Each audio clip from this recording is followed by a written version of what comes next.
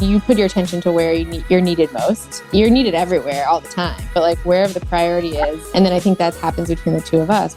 Well, it's also, when opportunity is there, like you either take it or you don't. I tend to try and always take it. That's Josh and Liza Shirazi. I'm Cara Duffy, and this is the Powerful Ladies Podcast.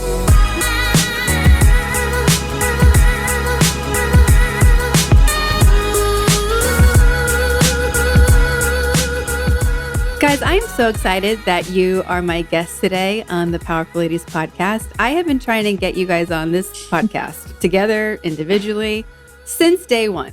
So we are beyond episode 200. So it has taken me 200 requests, essentially, to get you guys here. And you're two of my favorite humans. So please introduce yourselves. Let's start with Josh and tell us who you are, where you are in the world, and what you're up to. My name is Josh Shirazi. And I guess in full transparency, Cara, you and I go back a long way. Over 20 years, I think, at this point, right? Don't tell anyone. Yes. Yes. And I am currently in my office in Boston. Yeah, you've been asking us for a really long time, and I'm sure we'll get into why it's been so difficult to coordinate this. But you did it. But you did it. You did it. And I guess I'm here not only because you asked us, but I definitely have a lot of powerful ladies in my life, including the other person on this Zoom call, my wife, Liza. So, I'm happy to discuss as much or as little, but I kind of feel like you guys should drive this car, right? Well, I think, technically I have you guys on because I often have power couples because I think it's a really interesting dynamic. And once in a while, I do have powerful gentlemen. So this is an all-inclusive podcast. But before we move on to Liza, what are your businesses? You're an entrepreneur. What are your businesses and what industry are you in? I own a food distribution company. That has been what I've done pretty much since I got out of school. And that's been my main focus for a really long time. Along with that, there's some property ownership because we have a warehouse and some other properties in the warehouse that we rent. So there's that portion of it. And just recently, somewhat recently, it's been a few years now, myself and another food distributor and some other partners founded a grocery home delivery business in the Boston area as well, which is totally new to me because it's a different style of business or business plan because where we got some funding for it. And I've learned when you get funding, priorities and goals and all that kind of stuff are completely different than when you're just kind of an owner-operated family business. So I think those are the three things that I'm doing right now. Right, Liza, am I forgetting something? That's it, right? I think so. That's it. And it's I called think that's it. Yeah, Shirazi Distributing, correct? Shirazi Distributing is the main business, if you will. Shirazi Holdings owns the property, and Morrissey Market is the grocery home delivery business. Perfect. Okay, so if people want to support you, they know how to find you.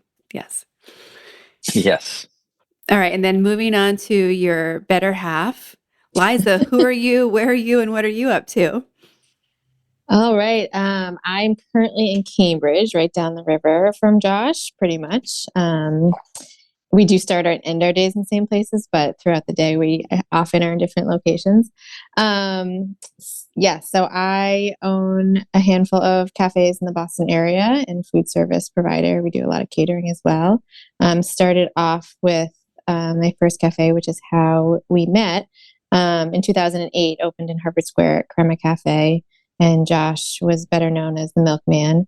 Was making our deliveries, I think maybe not according to how their business normally operated, but he was making some special visits and we met.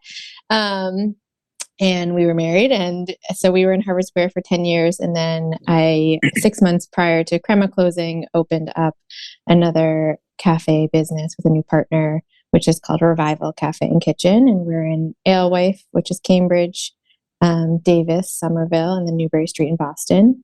And then have a couple different things in the works that are some other things that are not open to the public, some private accounts and catering, and some new things on the horizon. And personally, I guess it's kind of personally and professionally, I'm just finishing up a certification to be an integrative health coach. So I'm kind of hoping to fuse my passion for food and wellness and health together into something that I'm not sure what's going to be in the coming weeks, months, and years. So. When for someone who loves food so much, and both of you do, right? You met through not just loving food, but having your businesses and your lives fully integrated with food. You guys are also parents to two amazing kids. You know, you guys have had an interesting food journey, because how long have you been gluten-free? I drastically changed my diet in 2011. So 12 years? Yeah. And for someone who loves food, what was that process of being like, oh, I have to restrict what I'm making, even though I'm making all this amazing food at my restaurants and cafes, and everyone talks about how great it is, and you're like, and I can't eat it anymore. It is challenging, yet not as challenging as I think that I would have expected. I do try to sample most everything, because I like to know what we're putting out there, and I am very proud of it still, even not eating it. So it's challenging, because I think that it's sometimes hard to sell a product that is not necessarily in line with kind of your personal lifestyle. So that's been the most challenging, but that's kind of how I ended up where I am now, and hope to kind of make some of those shifts. And it's easier because it was for health reasons, and just eating certain foods didn't make me feel good, and it was a really empowering journey for me to figure out how to feel my best. And so I'm not tempted quite as much by all of the deliciousness around me. The smells are sometimes often worse than just walking by it every day, but I know how my body reacts to it. So it's not even things that really kind of cross my mind anymore. It's like, I know what foods make me feel good. And those are the ones that I crave and I want. And some of which that we do sell. So we've kind of broadened our menu a bit. So, there's a small handful of things that are my go-tos here. And hope to be a lot more. Right. Yeah. For people who aren't familiar with Boston, I think it's just important to preface that, Josh, when you first started this business, and even still, like, you're supporting so many businesses in the Boston area. You're up at the crack of dawn. You used to literally do deliveries. Now, of course, you're getting to manage that more. And I think that we forget as a society, like, how many entrepreneurs and businesses are making things function every day. Similarly, it's, no small feat to have a business on Newbury Street. Like, it is the street of Boston. And so we're not, everyone who's listening, we're not talking to like some, like, oh, I have a cute cafe and it's, hidden somewhere. And sometimes we have business. It's like, no, like, you guys are very successful entrepreneurs. And in addition to that, you're a very successful team. Part of why I've been wanting to have you guys on for so long is that you're both entrepreneurs. You both value family time so much. You're great parents. Was this always in the back of your mind, if we go back to 8-year-old Josh and Liza, were you thinking like, yes, I'm going to own my own business. Yes, it's going to be in food. Yes, I'm going to crush it in life. Like, were you guys thinking that? I can probably guess for Josh, because I know what we were talking about 20 years ago most of the time. But, Josh, 8-year-old you, what did you imagine your life would be like? And is it different than today? Well, first of all, anytime I'm feeling shitty about myself, I'm just going to listen to the last 2 minutes of what came out of your mouth, because yeah, thank you. I don't know if I agree wholeheartedly with all of it, but success is a relative term, right? So, but anyways, 8-year. So it's interesting, because 8-year-old me, I always looked at what my father was doing, and at that time he owned a restaurant, and I remember always saying to him, because he was tired and he worked a lot, and it's a grueling job. And I remember saying to him, well, I'm going to work in an office all day. I'm not going to have to do any of that. And then once I started working in this industry, I did get to a point where I could be in an office for a good portion of the day, and actually I am now, and it's the last place I kind of want to be. It's like, be careful what you wish for, because you might get it. And I 8-year-old me, I don't really know. I think where I had my realization, maybe I'm skipping way too far ahead, but where I had my realization is actually when you and I were in school together, and I had a lot of internships across many different spectrums. I thought I was going to be a lawyer at one point, so I worked in a corporate law office, and then I worked at the district courthouse, and then I thought it was going to be in finance, so I worked in corporate finance. All these internships, and I kind of just realized that I knew I couldn't work for anybody else. I didn't know what I wanted to do, but that was the end result of all of that, and that was kind of my aha moment, which was, there's no way I mean, never say never. I'm 42, so I could work for somebody else at some point in my life, but that was kind of my aha moment. So 8-year-old, I don't really know. I was pretty independent, I think, for better or worse. But it wasn't until college and kind of learning what I didn't want to do that I had that moment. Mm-hmm. And we're so old that we were, I think, the first and second classes that were having like entrepreneurial MBA programs. Like, they didn't exist before. I Like, don't even think that. No, I don't think that was an option for. I the first entrepreneurship class, I think, was when I was in grad school there, and then after that, I think they came up with like the whole program, but it wasn't. And the other thing too, I remember thinking, and I still wholeheartedly believe this. I don't know if it's changed, but all of the entrepreneurship stuff was all this big, like the next, Amazon or the next Google, and it had nothing to do with, well, open up a cafe or open up a brick and mortar store, and the small businesses that really do drive everything that most people work at or found, or what I do. So no, we didn't. It was a long time ago, and we didn't have that educational experience. I'm sure it's there now, but at the time it wasn't. Mm-hmm. Liza, what about you? Was 8-year-old you dreaming of cafes and being a mom and having this, power couple relationship? No, I mean, I think I always wanted to be a mom. I knew that somehow. I always loved babies. But I, not until after college, even anticipated being in the restaurant business, owning business, being an entrepreneur.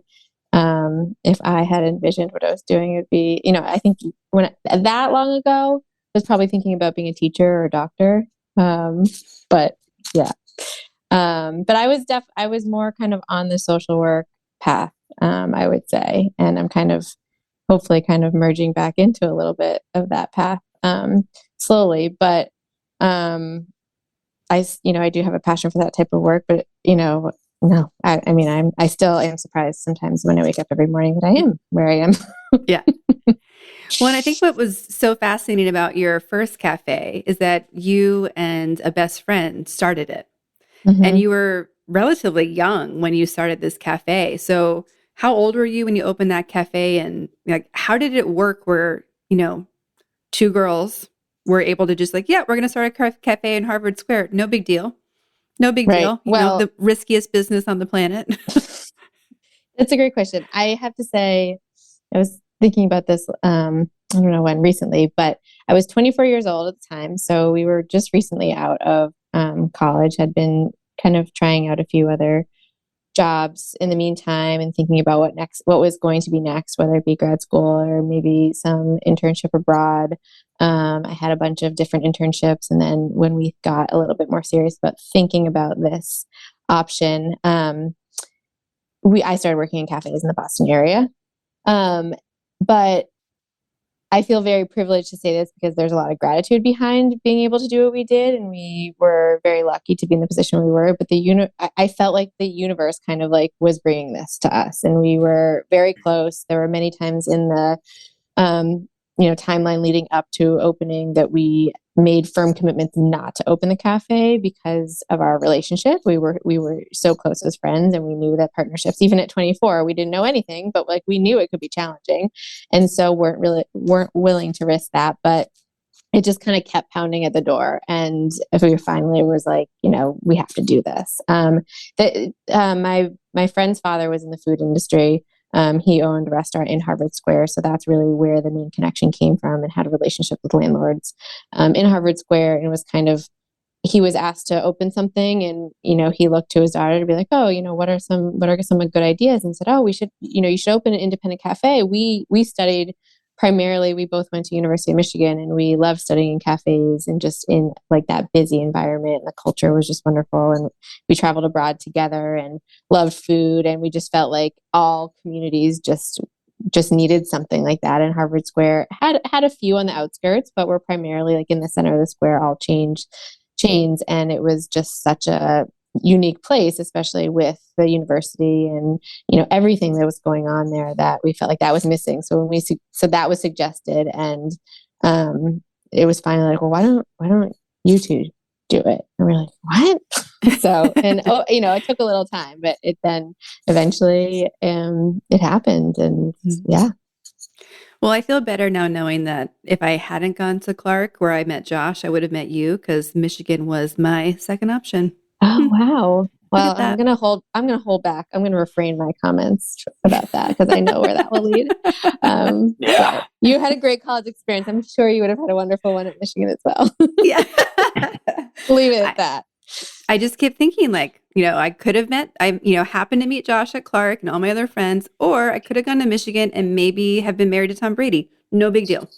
I think there was a little bit of an age gap there, but maybe I don't know. Not him and I so much. No? Well, no, I think he would have been like a senior and I was a freshman. We both would have been college athletes. There were lots of options, but I'm not proud of the choices he's been making lately. So I think it's all working out in my favor. Mm-hmm. Yes, I think that you steered away from that.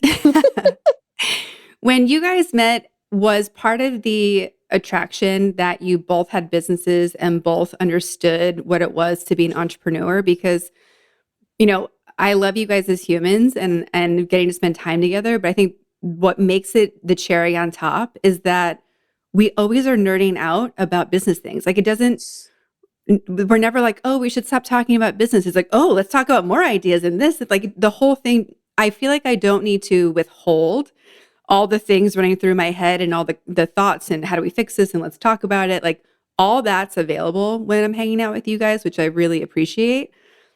Do you guys was that attractive when you guys met and part of the falling in love process? Or do you guys now need to be like, maybe we don't talk about business all the time? Like how has that evolved, and how was it when you guys first met? I think, well, kind of along those lines, it was much more simple than that, which was she was finally somebody that understood my schedule, which was extraordinarily hard to find. So I was 27 when we met. So just even dating before that, people would say, we're going to go grab a drink at 9 o'clock at night or something like that. And, my mornings at that time started like between 3 and 3:30. So, 9 o'clock at night was not an option. And when we met, she was doing, you weren't doing the overnight bake, but you were getting in super early as well. So basically we had the same schedule and we understood that. I remember that for like just simply that being, it just made getting to know each other feasible or like understanding it. We had the same appreciation for each other's schedule, I think. So that for me was a really, really big thing. And then, yeah, I mean, when as I got to know Liz, it's intelligence, it's entrepreneurship, it's, that period of time, I just remember everything kind of like she said with Crema, the universe was kind of pulling them towards it. Like I kind of felt like the universe was pulling us towards each other at that time. It was real easy. And yeah, I mean, just, personality, intelligence, desire to create, that was a big thing.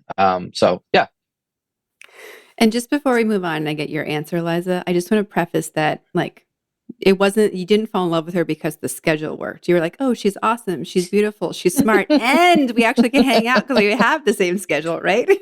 But I couldn't find out any of that stuff unless our schedules worked. That's what that was the point of that. Yes. Yes. I know that you are more romantic than our schedules work. So I'm just giving you that space to correct this in the podcast. Thank you. Yeah. I don't take offense to that. And hopefully you won't take offense to what I'm going to say either, because I really wasn't thinking at that point in time. I mean, I was like, deep into just like figuring out what the hell I was doing, because I was 24 with no business experience and just opened a cafe in Harvard Square, and people liked it and were coming and it was busy. And so wasn't really sleeping. So I think it was there that he got it. Like he understood that, he may not have been the priority and he was just going to kind of show up and be around. So like things would naturally happen. But, my mind that happens when you have kids too, by the way. What you don't become the priority and you just kind of naturally have to be around. but it's very similar. But looking back on it, yes, like he did understand. And there's many aspects, early in our relationship that I remember very fondly, and I felt so badly. But I remember one night we were leaving the cafe, and it was like 11:30 at night, and I think I was going to be back there at 5 a.m. And Josh came, and he brought beer and helped us close. And first of all, our staff was like, "Why is the milkman here? Why is he coming and bringing us beer?" But it was graciously giving us a ride home. We weren't together at this point. I think that, it was just becoming obvious of the intentions of these visits. And everyone was kind of saying, he's interested. I'm like, yeah, no, he's just a vendor. But at that point, at that night, maybe it became clear. But his car broke down at 11:30 at night in the back on Church Street behind Crema. And he called us a cab and just like sent us home to go to bed. And like, I felt so bad, but I was so tired that I was almost in tears that like we went home and went to bed, and he got it. Like he knew that like we needed to get up and do the same thing again tomorrow. And that we, that was like a romantic act. Yeah. Well, I just think being gotten is the really romantic piece, right? Like when someone gets you, that to me anyway, that's like, it's such a relief. Like, oh my gosh, I don't need to explain this stuff. Like, we can talk shorthand. You just get it. Like, this is amazing. And like, so for someone to get your situation and then to also get you on top of that, that's love right there. Mm-hmm. Yeah. I mean, and now in terms of business and talking business, I think depending on where I can speak for myself, where my head is at. Sometimes I'm like, I don't want to hear anything. I can't talk about my work day at all. I don't want to talk about business at all. I can't hear anything. I can't take anything else in when I'm a little bit like overwhelmed or kind of oversaturated. And other times, yeah, we talk a lot about, what we're working on and what's going on. It could be weeks though that I don't hear, I don't even know what's going on at Morrissey. Sometimes I'm like, still going? What are you guys doing? So it kind of comes and goes depending on the stress of the rest of our lives. And, we also have two other, beings at home that take up a lot of airtime as well. So 3 technically. We don't get yes, 3. Yes. Yeah, we don't actually talk that much anymore. Is that the real secret to this relationship? Like we don't actually have conversations? Potentially. Yeah. So then that makes me ask you guys, like, how do you make it work? You both have very busy schedules. You both have schedules that are unique to other families. You don't have necessarily weekends off, right? You can because of how you're able to control your schedule. But if something goes wrong or something happens, like it really is a 24/7 commitment to be thinking about. How do you make your businesses, your relationship, your family, the kids? How does that work? Or do you guys have crazy schedules and planners? Do you have help? How are you making life work? Whenever we figure it out, we'll come back on the podcast and let you know. But that is where like the common understanding does come into play, right? So like, I was talking to somebody recently and it's like, there's really never an area. It's like you put your attention to where you're needed most. Like you're needed everywhere all the time, but like wherever the priority is. And then I think that happens between the two of us where it's like, if we talk through our schedule, it's like, okay, well, who has what meetings at this time? And, in terms of figuring out who's dropping off the kids. And at this point, we do have a little bit of help, not substantial. We're just juggling ourselves. And, it's been even more challenging, I shouldn't say more challenging. It's been more entertaining lately with COVID and sicknesses and all that fun stuff. But I think that that's where that kind of like common understanding of just like how we work and what it means to be an entrepreneur. And I mean, that's just been ingrained in our relationship for so long that the talking there is necessary. When you guys think about the word powerful, what does it mean to you? Similarly, when you hear the word ladies, what does that mean to you? And does it shift? Like when you think about powerful ladies, powerful men, does it change the connotation of what power can be? I could talk for an hour about this, but I'll try to summarize it in less than that. But so the word power to me has changed a lot over, I would say, the last, 3 months. And I think that, we've been doing some trainings here at work and I've been kind of like diving a little bit into myself more too. And that I think power used to be in my mind, very critical. Like I thought of power as, people who were controlling and people who kind of took power away from others and just like held it all themselves.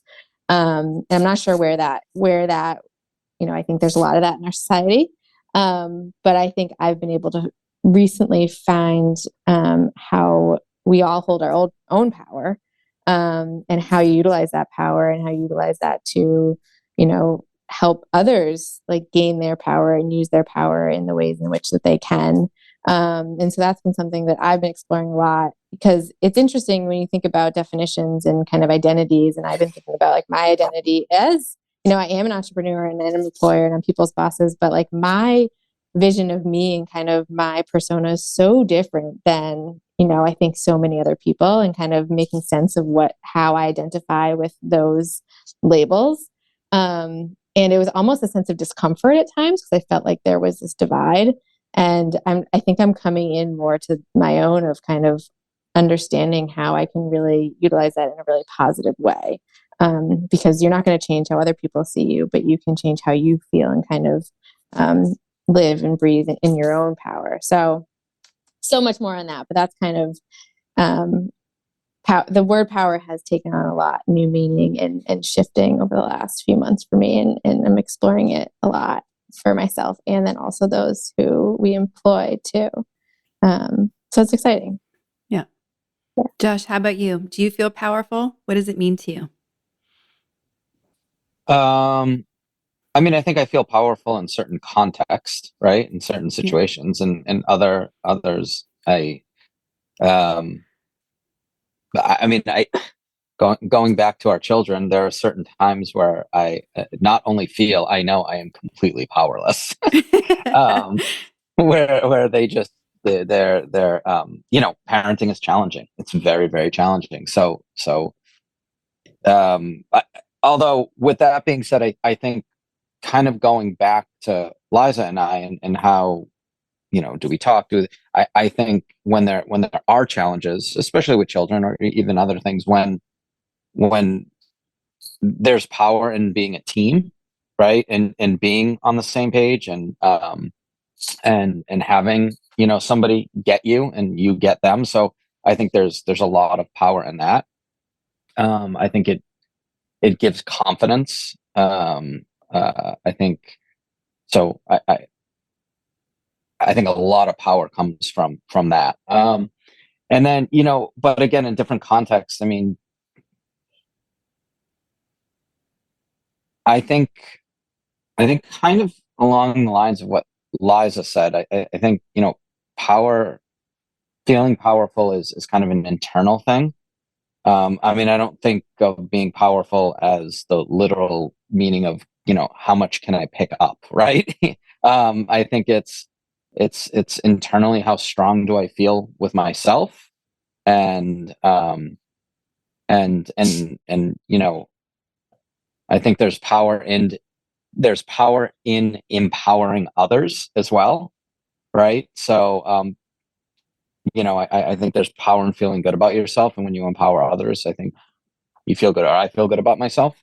um I do think, you know, going back to the first question, does powerful and lady or ladies, does that have a different connotation? Um, I think it does. And I understand this is coming from a male's perspective. Um, but I can be more difficult for women to feel powerful. Because I think, I think they just have a more challenging go of it in certain situations. And again, I think power comes with confidence, or confidence comes with power, however you want to look at it. So when it's more challenging to do something, and you're kind of, you've got more speed bumps ahead of you, you know, your confidence can take a hit. So it's more difficult to feel powerful, I think. Um, but as you know, and like I said earlier, I have quite a few powerful ladies in my life. So I've seen them do that, and it's good to see. It's nice to Yeah. see. Yeah, and I've got we've got a very powerful little girl at home as well, which yeah, if as long as we can harness that in the right way, get her to adulthood, Yeah. so she can use that power for the positive.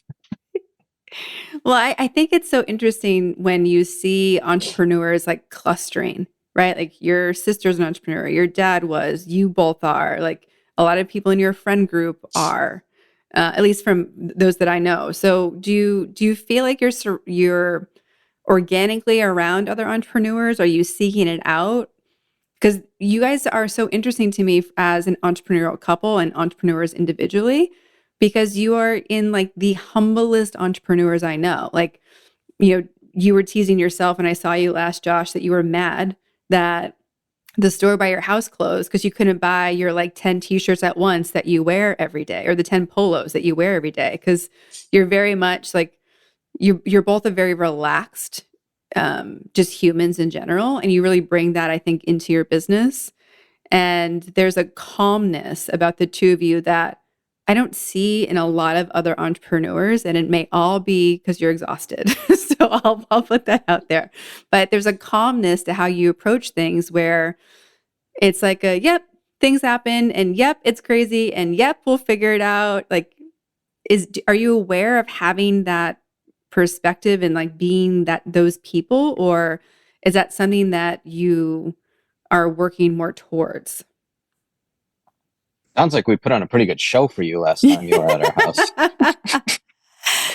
It's almost like there's no other choice, right? Like, Mm-hmm. you know, I mean, there are other choices, but those aren't, you know, I don't think as are sustainable, right? It's like if you Yeah. live in this kind of chaotic environment, then like, how can you continue doing what you're doing if you're always living in chaos and just that energy? So I feel like, of course, there's choice, but it's like that's kind of the way in which we get by. And I think, you know, I do think, you know, going back to what you said about we are surrounded by a lot of entrepreneurs, and I think a lot of it is interesting about the supportive networks around. And I think that it's a lot tied to confidence, and confidence in yourselves, or really in yourself, but then also in your team of support around you.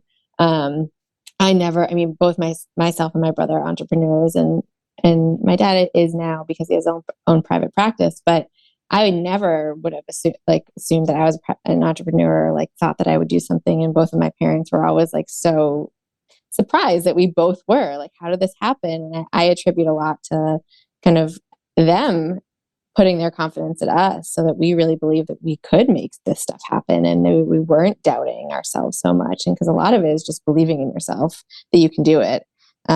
Because, you know, if you have that passion, really, you can do it. You just make it happen. And I don't mean to simplify it in that way, but I think a lot of it really just stems from that place of confidence. And I think that we have a lot of people either around us or in our supportive circles that are engulfed by confidence, who can kind of put confidence in them or feel it just within themselves. So you brought up something. Okay. I was just say very quickly, one difference I think between Liza and I is that, so my dad is an entrepreneur, my mom as well. But my dad's an immigrant, and he's got that strong immigrant mentality, and not just him, but my aunts, my uncles, my cousins, and it was, there was a seed planted early that it's always better to work for yourself. And I think it's that immigrant mentality. So I always had that in my head that, if I could, I would, I think. And I didn't anticipate, even when I was in college, we had said earlier, I did all these internships. It wasn't like something, I'm going to do. But then once I realized that I wasn't fit to work for anybody else, it was kind of like, oh, well, this makes sense. It kind of goes back to maybe when the seed was planted earlier. So there was always a seed of, it's always better to work for yourself. I don't know if that's true or not. I'm just saying that was the mentality of my aunts, my uncles, my cousins, my dad. So I had that for sure. Well, and there's a lot of people who come to me to help with their business, and they're so distracted by like all the noise. There's so much advice out there right now of how to run your business and what you should do and what you could do. And are you 10Xing? Are you, 100Xing? Like there's all this noise is how it occurs to me in the business space right now. And you mentioned something earlier, Josh, about that often entrepreneurship is talked about in these like big mega tech kind of side of the world, when the majority of small businesses, the majority of entrepreneurs are not in that space. It's like everyday functioning things that, society needs and are on a much more, manageable, might not be the right word, but you don't need, 50 employees, 100 employees. You don't need this big mega business to be an entrepreneur. How do you guys keep coming back to what I call the lemonade stands, like the basics of business, and not get distracted by all that stuff? Is it just the velocity at which things are moving? You don't have a choice? Or do you really intentionally try to just keep it as simple as possible and focus on the essentials of cash flow? And is it working and are customers happy? Can I jump in quickly, Laz, or do you want to? No, go for it. So I've actually got two perspectives on that. One is the Shirazi Distributing side of things. Somebody else in our industry said this to me a while ago, and it's so true. It's we sell crayons, basically. The customer tells us how many in which color, and we bring them to them, right? And we charge them a price higher than what we paid for them, right? Obviously, it's much more intricate than that, but that when it comes down to it, that's just what it is. And this is a small company. There's only 22 of us, I think, including myself. So, how the company does, right, it's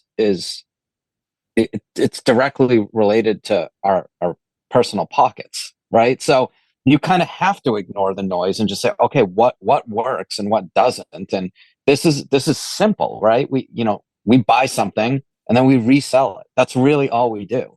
So from that perspective, it is pretty simple. It's buy it cheap, sell it more, So I can always kind of fall back on that to a certain extent here.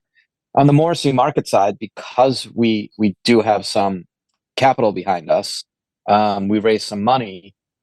The goals are different, right? So the goals are revenue, so that you can raise again. So it's spend, raise, spend, raise. And the goal is to continually get higher valuations, right? So that the people who invested in you are getting higher returns, whether it's real or on paper, right? So it is that 10x, that 100x, that, right? Now, I'm seeing it from a little bit from afar, because once we got the company up and running, we hired a CEO. and he's been a part of a few venture-backed companies in the past. So he's kind of taken it and run. So I'm just kind of watching. I get to kind of look under the hood whenever I want, but I'm not doing it myself. And it's really just eye-opening and interesting for me. It's actually been kind of really mentally stimulating and invigorating. But it's not what I'm used to. So so I am seeing it from both ends for sure. I think a lot of it is pretty simple, if you can call it that. But I think there's elements that, I think one aspect of our business and of course for the last couple of years is just being really agile. And it's similar to what Josh was saying. It's kind of, what are people looking for? Where's the market? You try something, people like it, and then you run with it. Or you try something and it doesn't work great and you try something else. And you just needing to be able to flexible and kind of figure out what works and what is going to be profitable for you. And then kind of the combination of that and kind of letting, the market, I guess, dictate a little bit about how you grow, but also then once you do feel something really passionate about, and then putting yourself behind it and really, pushing it and putting it out there, and then kind of letting it go and seeing what happens. And I think another piece of it too that, I've thought a lot about is just the relationship, like the authenticity in our business, and kind of growing those relationships internally and externally. And I think a lot of things have come our way just naturally in our networks, by whether it be just customers that are coming in here, on a daily basis, and they, somehow come across a certain opportunity, or, a nearby business that is now building out a kitchen and they want us, have food in their office. And so they are recommending us. So it's just kind of continuously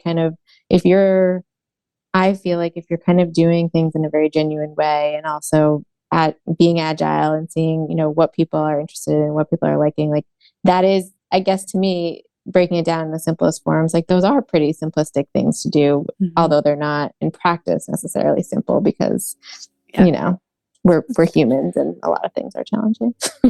So. Well, and when we really get down to the essence of a business, the simple things are the ones that are often the hardest to do consistently and just, right. Maintain. Everywhere. Yeah. Not even just in business, just in life. Like, yeah. We ask everyone who's on the podcast where they put themselves in the Powerful Lady scale. If 0 is average everyday human and 10 is the most powerful person possible, where would you put yourself on that scale today and on average? Oh, God. Wait, 0 is what? Average everyday human, and 10 is the most powerful person you can imagine. I think I'm a 12. Excellent. 2? All right. Now I think we know why the relationship works, a 12 and a 2.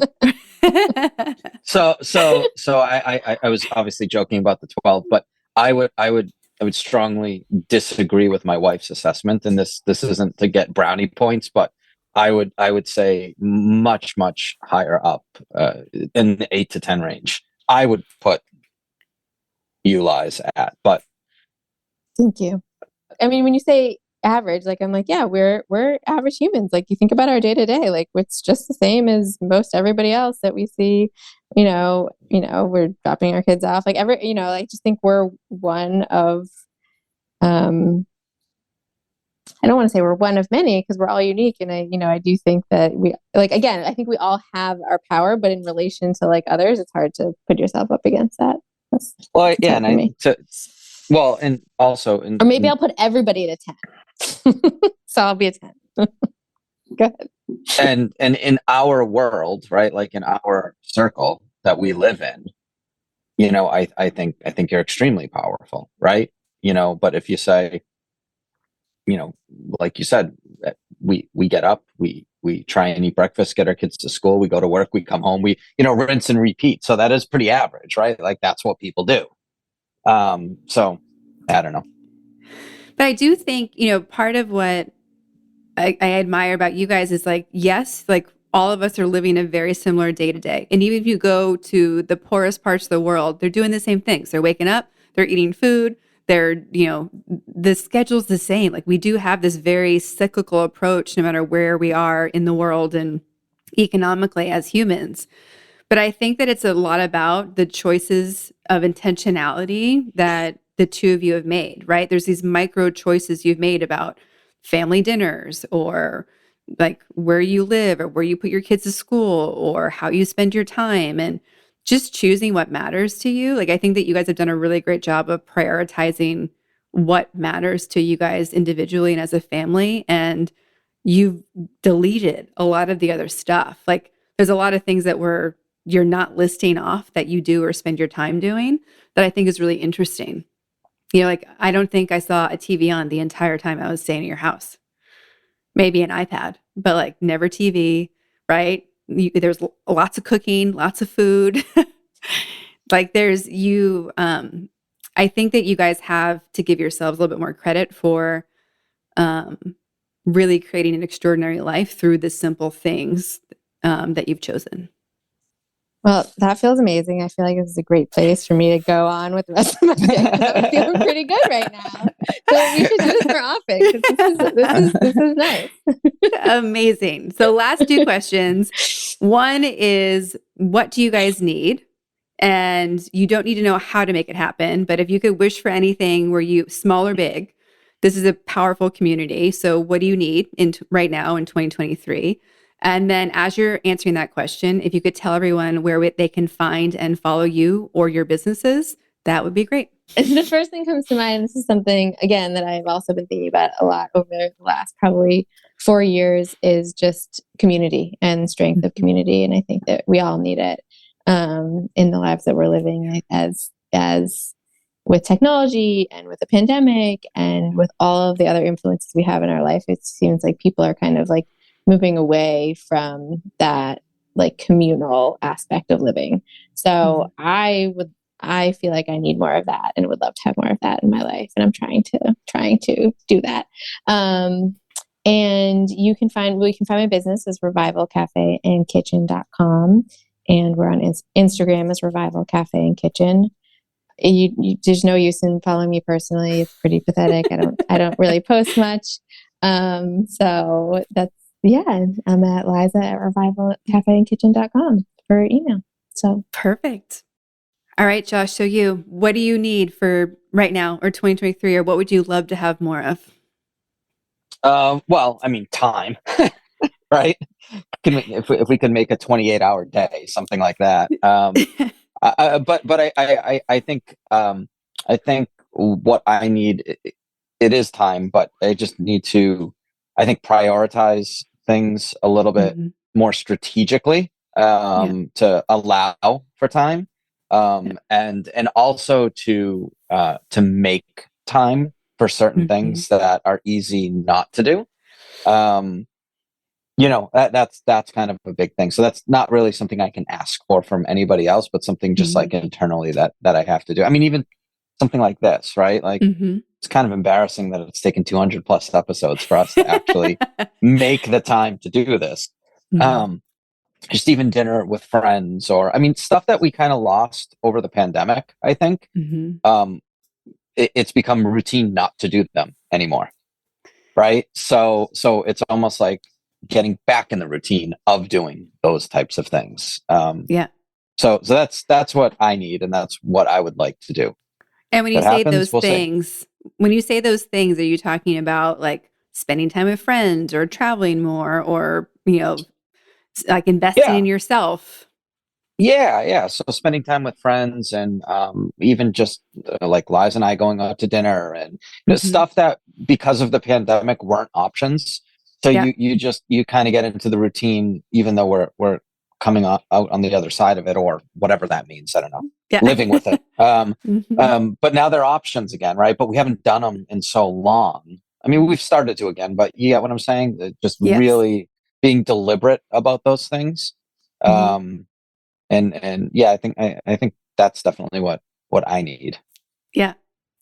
No, I think it's always a challenge. It's why I've made, in the past couple of years, my commitment has always been, I'm going to build out my calendar first, the trips I want, I booked out already like a once a month recurring girls brunch at my house. It's on the calendar. I sent them a calendar invite because that's how I live my life. Right.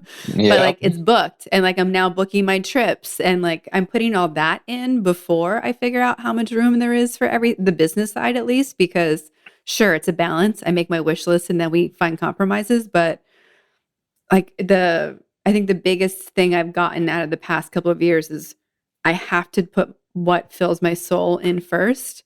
And that way I at least know that I'm not making a job for myself that I'm going to resent, and I get to have more of that balance. So And you don't I'm want to feel excited like see you're what- on a hamster wheel either. You know, that's the other thing. Yeah. No, I mean, yes, you and I both built our own businesses because working for someone else didn't make sense. But we also didn't like want to just recreate being a slave to another job. Like, Right. especially for me, like freedom is so important. Of Mm-hmm. like, does this business work for me? And you'll appreciate this post that I have. If it's not What does it fun, I'm say? not doing it. Yeah. And so like I keep putting that up, and you know, I that's why I have a coach also. Like I talked to her yesterday and we were looking at my schedule. I'm like, oh, it's been like I've been shot out of a cannon this year. It's crazy. Like the velocity of stuff is exciting and I'm not used to it because of how time has shifted the past couple of years, right? Yeah. And she's like, well, is there anything on your calendar that you don't love? And I'm like, you know what? No, like I'm excited about like everything that's on it. She's like, okay, I don't have any more questions then. Keep going.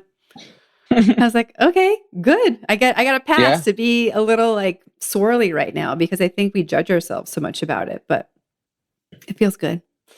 Yeah. That's awesome. Mhm. That's pretty cool that you looked at your calendar and you're like, yeah, I like everything on there. Yeah, I mean that doesn't happen every week. Right. But even like you know, we all get spun out about like, are we hitting the monthly sales goal? Like, is cash flow going to work? And I was already having that the first week of the year last week. And then on Friday, I just had all these calls with these amazing clients and people who I adore getting to spend my time with, let alone having them pay me to talk about all the stuff that we do and the projects we work on. And I was like, this is a great day. I have great projects. I have great clients. It's Mm-hmm. all going to be fine. And it was just a refreshing reset. Yeah. Yeah. It's good to So, have those realizations once in a while. yeah. Well, and I think also balancing the like drive and the growth. Mm-hmm. You know, I think that's something that you and I share. So that's challenging, right? Like that's because yeah. So I come across that a lot as, you know, I get bored, right? Yeah. So then I push, and then when I push, I get really busy and maybe a little overwhelmed and whatever, and then I get bored, and then, you know, Yeah. and that can happen a lot too. I tend. Well, it's also, you know, when opportunity is there, like you either take it or you don't, right? So I tend to try and always take it. So it can come in clusters, right? And then it comes in clusters, and it's like, oh my God, I don't have time to blink, right? Yeah. But yeah, that's kind of it's the, you know, it's a double-edged sword being that way. So for everybody that wants to follow you, support you, your businesses, where can they find you? How can they connect with you? Well, I'm extraordinarily regionalized, right? Like, so, and unless you own a restaurant or cafe or small market in the Boston area, I'm not sure Shirazi Distributing is going to do much for you, but ShiraziDistributing.com, if you want to take a look. It's a pretty outdated website, which is on my to-do list. But I would encourage people, Morrissey Market, because if we're not near you now, hopefully we will be. That's the idea at some point in time. And there's it's a really cool concept. And there's a much stronger marketing campaign behind it and social media and all that other stuff. So morrisseymarket.com. Okay, amazing. Well, again, thank you so much for being a yes to me, to my life, to this podcast, and yeah, just for being friends for a 20-something plus amount of time, because it's been a long time. Had a lot of fun and caused a lot of trouble, and we'll put it in public record that if anybody wants to take me down, they can just call you. Well, vice versa, right? Yes. Yeah. That's a mutually assured destruction. Yes. Yeah. But I encourage everyone to use our friendship for more power and goodness, and Yeah, I want people to like hear your and Liza's story because it's like, just do it. Like it's right there. Like do it. If you think you want to start a business or a cafe or who knows what, whatever floats your boat. People are doing it every day with two entrepreneurial couples, 2 kids, a dog, the house, the family. Like it doesn't stop, but you can have as close to it all as possible if you choose it.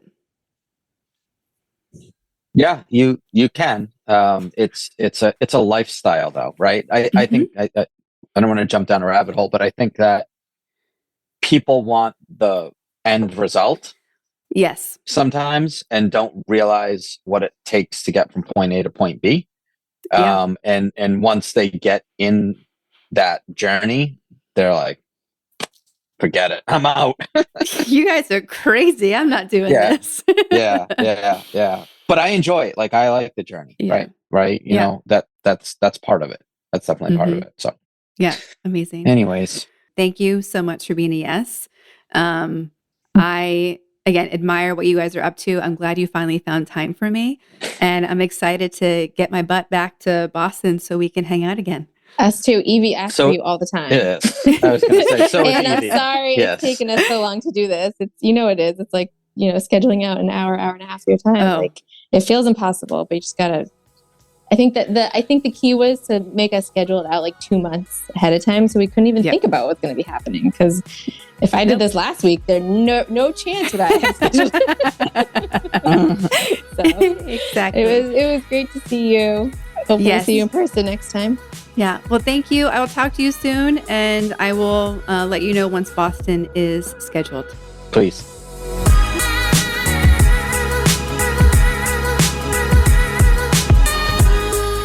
All the links to connect with Josh and Liza and their businesses are in our show notes at thepowerfulladies.com.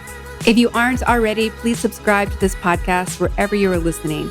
And for bonus points, please leave us a rating and review. It is so critical for us to get in front of more amazing listeners like you.